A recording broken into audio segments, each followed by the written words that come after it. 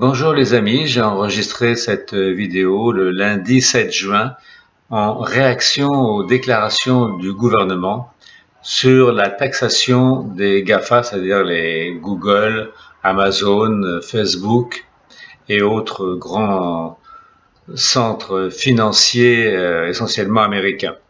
Donc le gouvernement américain, en la personne de son président, M. Biden, a déclaré qu'ils allaient taxer tous ces géants du numérique et qu'il allait instituer un impôt sur les sociétés minimal en parlant de 15%, et d'éviter ainsi de faire un impôt mondial, afin d'éviter qu'il y ait encore des paradis fiscaux. Tout cela n'est que mensonge et poudre aux yeux. Notre bien-aimé ministre des Finances a déclaré qu'il est d'accord pour démarrer cet impôt à 15%, mais que ce n'était qu'un début. Ça veut dire qu'il compte l'augmenter. Mais ce monsieur oublie que pour augmenter un impôt mondial, il faut l'accord de tous les partis et que tout sera en fait dirigé et commandé, le poste de commandement sera américain. Là où il va y avoir un gros litige, c'est qui va encaisser cet impôt sur les sociétés.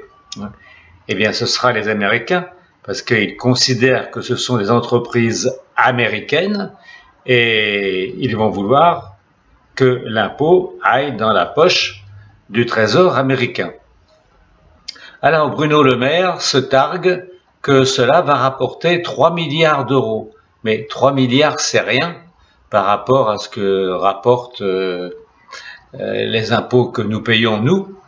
C'est une goutte d'eau. Et c'est encore une goutte d'eau par rapport aux dépenses qu'a fait le sinistre Macron pour la crise de Covid avec son quoi qu'il en coûte.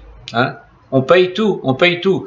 Et maintenant, la France a un endettement qui est considérable. Dans le traité européen, il était bien prévu qu'on ne devait pas dépasser les 8%, après ça a été mis à 20% du PIB. Bon. Là maintenant, on est peut-être à 150 ou 160% du PIB grâce au quoi qu'il en coûte du sieur Macron. Alors ce que je voulais vous expliquer, c'est la bêtise de cette décision, qui pour Biden, à mon avis, est un effet de manche, parce qu'il y aura toujours des pays qui ne voudront pas rentrer dans le système et qui continueront à appliquer une fiscalité avantageuse pour les grosses sociétés. En Europe, il y a des pays qui s'y refusent absolument, tels que la Pologne, tels que la Hongrie, tous les pays du nord de l'Europe, la Roumanie aussi, pas d'accord, car eux, ils ont des impôts qui sont entre 5 et 10%, donc pas 15. Alors que Bruno Le Maire, lui, veut monter à 20, à 25, et les impôts en France sur les sociétés sont de 33%.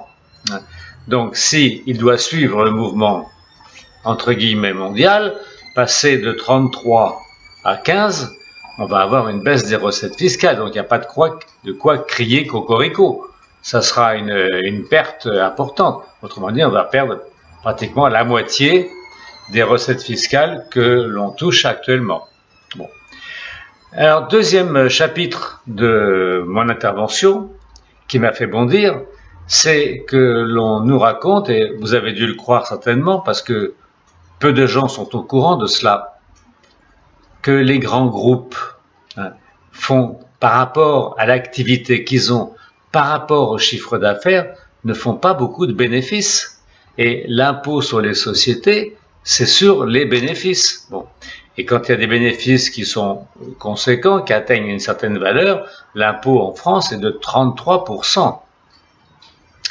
Alors, que va-t-il se passer? Eh bien, pour échapper à cet impôt, je reviens sur les sociétés américaines. Premièrement, ces sociétés, si elles ont des bureaux en France, à Paris ou ailleurs, hein, eh ben, elles vont les retirer, elles vont les mettre aux États-Unis. Avec Internet, là, il n'y a plus de distance, il n'y a plus de temps. Ce n'est pas un handicap. Autrefois, c'était un handicap, c'est sûr, et maintenant, ça ne sera plus le cas. Donc, ils diront, puisque nous n'avons pas de bureau en France, eh bien, on n'a rien à payer à la France. Et le consommateur qui va acheter ou qui va payer quelque chose, soit à Google, soit à Amazon, soit à Facebook, hein, pour les gens qui font du référencement sur Facebook, il faut qu'ils payent. Bon. Eh bien, ils vont payer via un système genre PayPal, hein, qui est un système encore américain, bien sûr, et le paiement sera converti, par exemple, pour l'Europe, d'euros en dollars, hein, et le paiement s'effectuera donc aux États-Unis. Donc, sur un paiement qui est fait aux États-Unis, il n'y a pas de fiscalité européenne possible. Donc, voyez-vous, tout ceci, ce sont des mensonges complets, énormes, mais ça passe. Il y a encore une autre hypothèse, c'est la dernière, pour bien vous clarifier la situation, c'est que tous les grands groupes comme Facebook, Google, Amazon, tout ça, bon, qui font des chiffres d'affaires énormes, bon, ont un bénéfice qui n'est pas très élevé en comparaison du chiffre d'affaires, car il y a une technique. Et maintenant, si cet impôt mondial venait à voir le jour, ce que je ne doute pas, ça va arriver, hein, mais ça sera une usine à gaz et ça sera totalement inefficace, on en reparlera.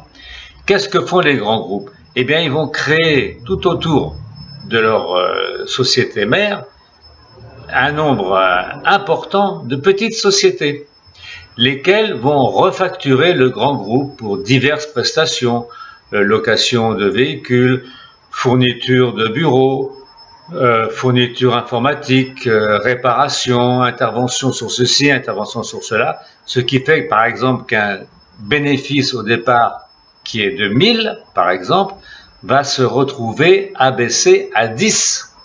Bon, donc ils seront automatiquement en dessous du taux d'imposition comme on a en France par exemple, et 10 si c'est le taux de 15% qui est retenu, 10 de 15%, ça ne va pas faire lourd. Par contre, 15% sur 1000, c'est plus important. Mais il existe ce système, et il est mis en pratique depuis longtemps par les grosses sociétés, d'avoir une kyrielle, une myriade de sociétés satellites, hein, qui sont rattrapées à la société mère, hein, et ça s'appelle un groupe. On appelle ça un groupe, c'est le terme générique qui est utilisé en droit et en droit fiscal.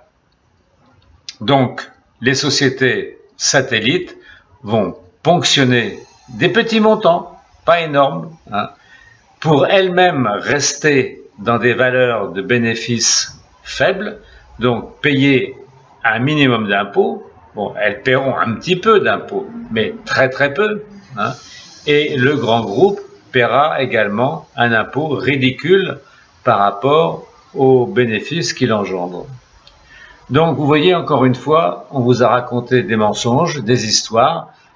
J'avais peur que vous ayez cru à tout cela, et c'est pour ça que j'ai voulu faire cette mise au point en vous disant que M. Bruno Le Maire fait le pan devant les écrans de télévision, hein, en disant qu'Irikiki Oura, la France va toucher des impôts sur les grands groupes américains, hein, et comme je vous l'ai dit, cet argent, s'il est pris, eh bien, il n'ira pas en France, il ira dans les caisses des Américains, hein, et si par malheur, Monsieur le maire, pauvre Monsieur le maire, je ne le croyais pas aussi bête, les impôts étaient dus et exigibles en France, eh bien, ces sociétés feraient jouer le système des satellites, ce qui fait que l'impôt se réduira à une peau de chagrin. Voilà, eh bien, écoutez, il y a une bonne nouvelle, on commence à déconfiner. Je vous annonce que pourquoi on le fait avec ces étapes et cette parcimonie, c'est parce qu'il faut faire croire toujours qu'il y a danger, hein, alors que depuis quelque temps déjà le virus ne circule plus beaucoup, ce qui n'empêche pas quand même de conserver les gestes de précaution, c'est-à-dire le lavage des mains, bien évidemment, et toujours le port du masque, car il peut y avoir des gens porteurs asymptomatiques toujours, mais ils sont beaucoup moins nombreux et le risque de contamination a beaucoup diminué. Ce chiffre, je ne l'invente pas, provient des données des hôpitaux où les hospitalisations sont en baisse, les gens qui sont en réanimation également en baisse, donc tout est à la baisse. Donc nous allons avoir un été tranquille, on va pouvoir profiter un peu de liberté en gardant encore la muselière quelque temps. Bon, alors profitez-en bien, bon été, mais restez quand même prudent et vigilant parce que à la rentrée, j'ai peur que Covid-21 revienne. On ne sait jamais. Voilà, à bientôt et soyez prudents.